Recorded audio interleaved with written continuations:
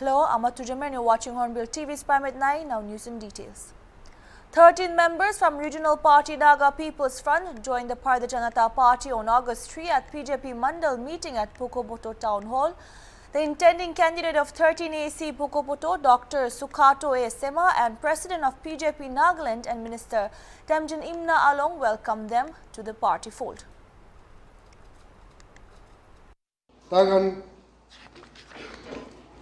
13 jona ase itia ajikali aji phuzurbi aha kanpe ase holibi itugan tu ekdum main kurikena kheli thagya kana ase ami introduce kora tamte itu kobo holibi itia tu new members khan itia kiman jona ase ami nam matya tamte morom kurikena itia stage ta IB ina gorgena sir amigan la sir brahi taila blessing apni khan bulate dalibo dibo gorgena tu koi dia ase.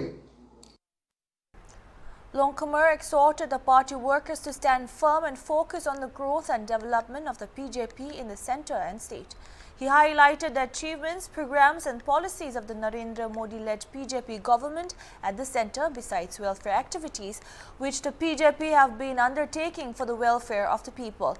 He also dismissed the PJP being referred to as a communal party and asked the people to not succumb to propaganda. Updates received here on Thursday stated.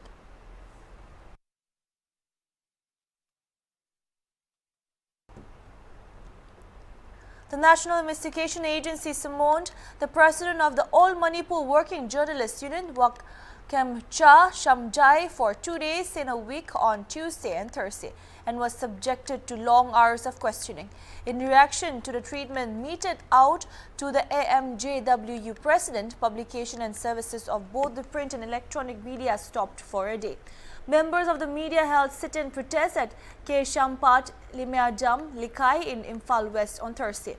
The Editors Guild Manipur and the Manipur Hill Journalists Union have resolved to cease work and demonstrate against alleged harassment and intimidation meted out to Shamjai. Until they have some specific, allegation against some journalist that he has help the outlaw organization, arena organization, then they can do something. Exactly. But if they, call each and every, today Samjai was, summoned Samjai, tomorrow Naba may be summoned, tomorrow you may be summoned, may be summoned. So this is a breach of, the independence of press.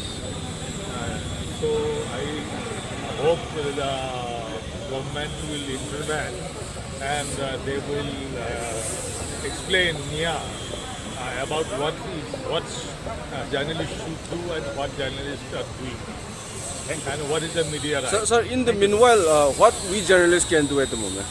No, what we can do is already the International Federation of Journalists has sent a letter to us, so we have replied. We have also told them that today there is a demonstration against the near summoning of the president. So we will raise international voice so that government act to preserve the freedom of press. Sir, Media freedom is at stake here in India. Journalists are being summoned, arrested on many filthy grounds. So that is why the freedom of press index of India has come down frequently. So we will have to fight it back and we will have to move the international community so that the government respects freedom of press in India. The bodies convened a joint emergency meeting at Manipur Press Club on Wednesday over the manner in which Shamjai was summoned by the NIA and allegedly treated like an accused person at the NIA office on Tuesday. Expressing shock and disappointment over the alleged harassment, the bodies adopted a resolution to demonstrate on Thursday to denounce the interference of the NIA in the media. The sit-in protest was also participated by Indian Journalists Union President Siddhartha Patak. Later, the journalist submitted a memorandum to the governor urging him to look into the matter and take necessary actions to ensure that the media fraternity is not further harassed by the NIA or any other investigating agency in the future. The further said that such excesses of the NIA are an insult and a big challenge to the independence of media.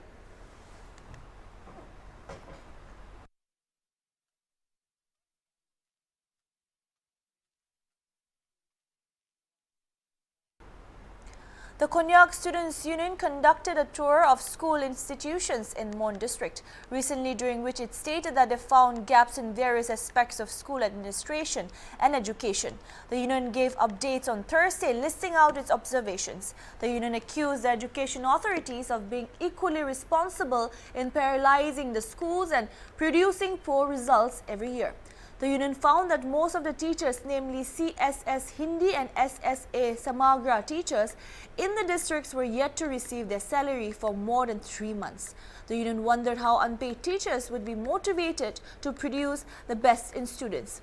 The union also learned that most of the schools in Mon districts were understaffed. The statement said, Mon needs 311 primary teachers at 141 government primary schools and 103 graduate teachers in 62 middle schools and 80 teachers at 18 government high schools as per staffing pattern, the KSU stated. Further, the union said 15 high schools in Mon were functioning without a headmaster and assistant headmaster.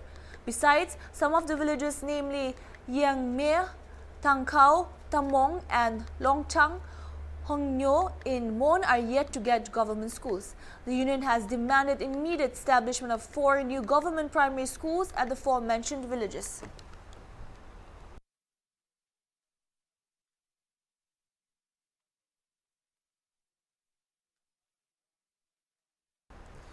Naga Sepak Takraw medalists who represented India at the 35th King's World Sepak Takraw Championship in Bangkok were honored today in the conference hall of the Directorate of Youth Resource and Sports. Speaking at the felicitation program organized by the Youth Resource and Sports Department, the department's advisor Zale Nikha congratulated the 3 medal winners. Viseye Koso, the captain of India's men's team, which won the gold medal, Akamtila and Sezovelu Tozo, who represented the women's team and won the bronze medal. Nika also assured the people that the matter of the lack of Sepak Takraw indoor stadium will be taken up immediately with the higher authorities. He requested sports people to give more dedication and hard work to bring rewards not for the state alone but for the country in the future events. To say thank to our coach, Mr. Holsheprio. As our champions have seen, from the beginning they were nurtured by our Sepak Takraw Academy in Dimapur, where from the beginning he was the coach till today. And also I give thanks to Ms. Pudeno, who is assisting our coach Holshep. And this Sepak Takraw, I can say this is, the discipline is, I think, one of the youngest discipline amongst so many sports disciplines in our state. But Sepak Takraw is doing well. They are, as our director, our chairman has already highlighted, so many participation in national, international level, even in Asian Games. So I really feel proud of my students.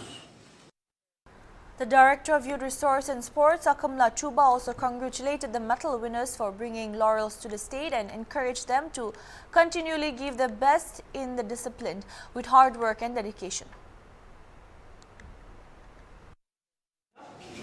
But making sure that talent overshadows everything else.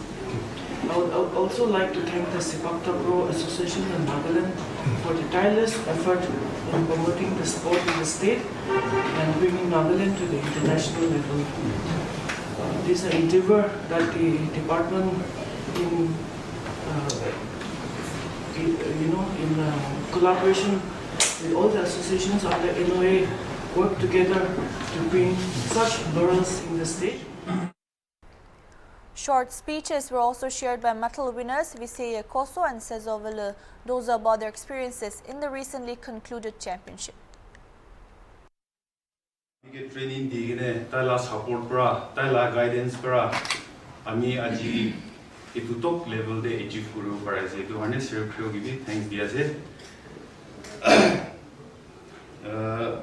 I want to thanks to the government of Nagaland, Department of Youth Resources and Sports for supporting us. Aru ami hange encourage kuri di thage. I would like to thank to our DGP Nagaland, D. John Long Kumar, IPS, Director General of Police, for allowing me to attend the coaching camp and the tournaments. We sepak takraw khili gine 20 years was it ya. Aru my experience wadu nationals de international levels platform de tade my experience kuradu bishi hard work lage. It was never an easy tournament. It was really a tough and hard to compete with our opponents' teams because they were as good as us with an excellent personal capacity. I would like to take this opportunity to give a special thanks to the government of Nagaland, Sports Department, Sepak Takraw Federation of Nagaland, and to my coaches for always believing in me.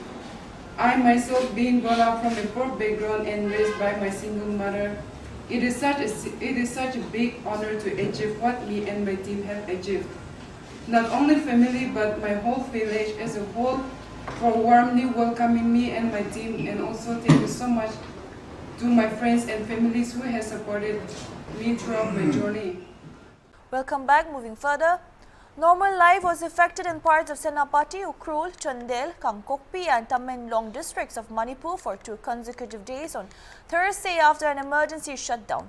The emergency shutdown called by the All Tribal Students Union over the arrest of 5 of its leaders along with 4 senior student activists crippled normal life in the hill districts of Manipur.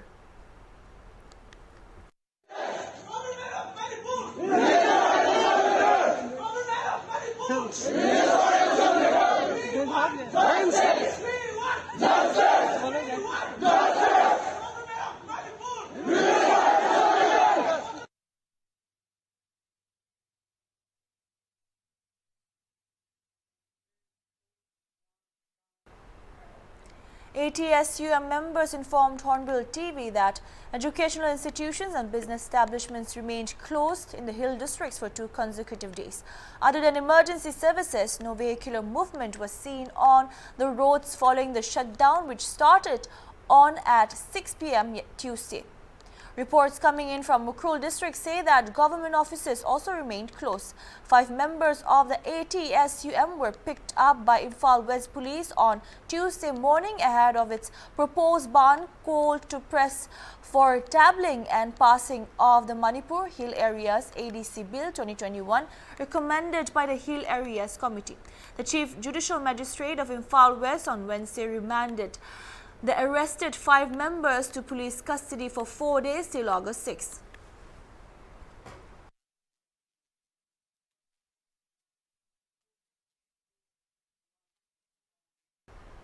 Assam has become a hotbed of jihadi activities with 5 modules having links with Bangladesh-based terror outfit Ansarul Islam busted in 5 months, Chief Minister Himanta Biswa Sarma said on Thursday. 6 Bangladeshi nationals belonging to Ansarul Islam had entered Assam to indoctrinate youths, and one of them was arrested when the first module was busted at Barbeta in March this year, Sarma said at a press conference.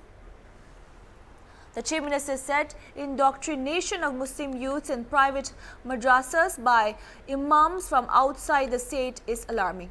Jihadi activity is very different from terrorist or insurgency activities. It starts with indoctrination for several years, followed by active participation in promoting Islamic fundamentalism, and finally going for subversive activities, he said.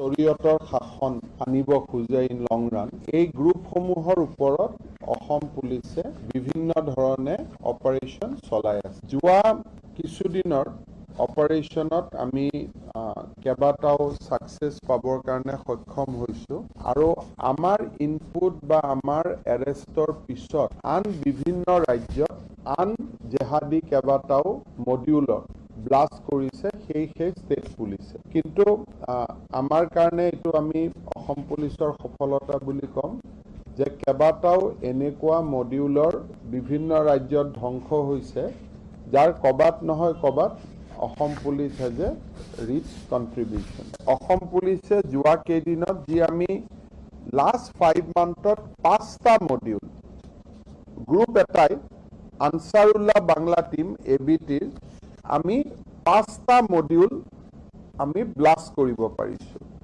but I must also add here that these are not only based on information from Assam Police. We secured cooperation, we got cooperation from National Security Grid, which is comprised of all intelligence agencies of Government of India and other states. In what is called the biggest ever live-fire military drill launched by China on Taiwan, China launched its live-fire military drill around Taiwan as its warship encircled the island with missiles due to be fired over it for the first time amid warnings a single miscalculation could spiral into all-out war.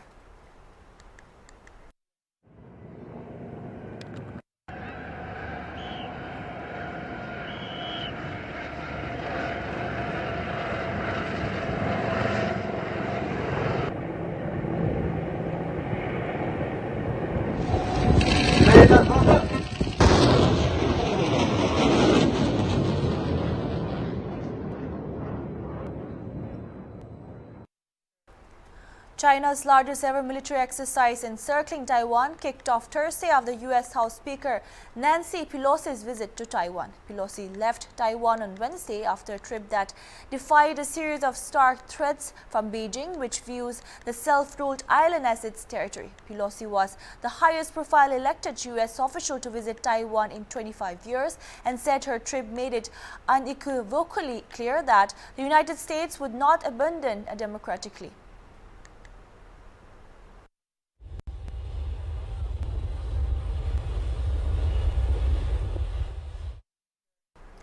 Pelosi's visit sparked a furious reaction from Beijing, which vowed punishment and announced military drills in the seas around Taiwan, some of the world's busiest waterways. 6 major areas around the island have been selected for their actual combat exercise, and during this period, relevant ships and aircraft should not enter the relevant waters and airspaces, state broadcaster CCTV reported.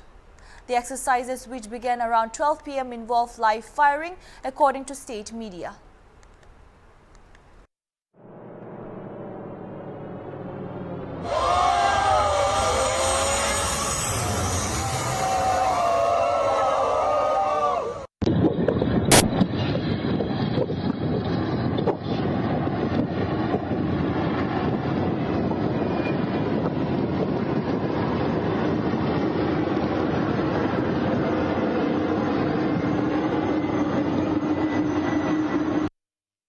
Chinese forces fired multiple ballistic missiles into waters around Taiwan during Thursday's military drills.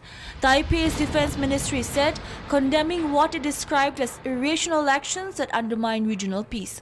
The Ministry of National Defense stated that the Chinese Communist Party fired multiple Dongfeng series ballistic missiles into the surrounding waters of northeastern and southwestern Taiwan from approximately 13:56 this afternoon, the Defense Ministry said in a brief statement. China's People's Liberation Army also confirmed missiles had been fired. Taiwan's military also did not confirm the precise location of where the missiles landed or whether they flew over the island. The exercises are taking place in multiple zones around Taiwan at some point within just 20 kilometers, 12 miles of the shore, and will conclude at midday on Sunday. Taiwan's Defense Ministry said it was closely watching the drills. The Ministry of National Defense stresses that it would uphold the principle of preparing for war without seeking war, and with an attitude of not escalating conflict and causing disputes, it said in a statement. Beijing's nationalist state-run tabloid Global Times said, citing military analysts, that the exercises were unprecedented and that missiles would fly over Taiwan for the first time. This is the first time the PLA will launch live long-range artilleries across the Taiwan Strait, the newspaper said, using the Chinese military formal name, the People's Liberation Army. Foreign ministers from the Asian group of nations which share the Eastern Pacific with China and Taiwan have urged restraint today, saying that the war games could lead to miscalculation, serious confrontation, open conflicts and unpredictable consequences among major powers.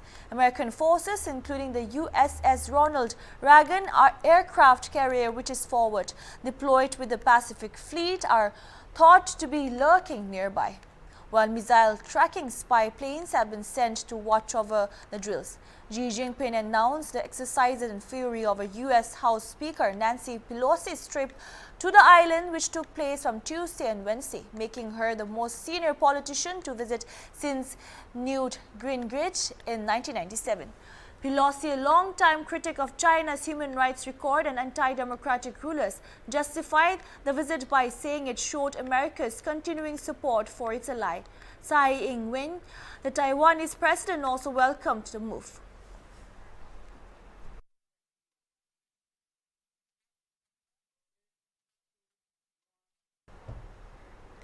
Legendary Bollywood actor Amitabh Bachchan, popular quiz show Kaun Banega Crorepati began in the year 2000.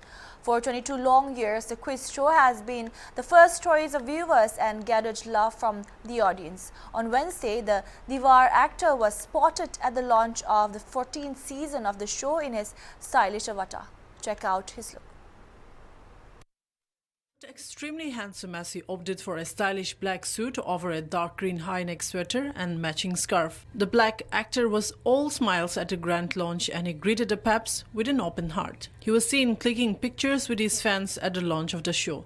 The new season will witness a live audience at the show after a long time. The 79-year-old actor was spotted with the makers of the show Kaun Banega Crorepati Season 14, will air every Monday to Friday from 9 p.m. on Sony TV starting from August 7, 2022 with a special episode featuring actor Aamir Khan, footballer Sunil Chetri and sportsperson Mary Kom as the main guest. Amitabh will be next seen in Suraj Parjadia's upcoming family entertainer Un Chai alongside Anupam Kher, Pariniti Chopra and Boman Irani. The film is all set to hit the theaters on November 11, 2022. That's all we have for now. Keep watching Hornbill TV.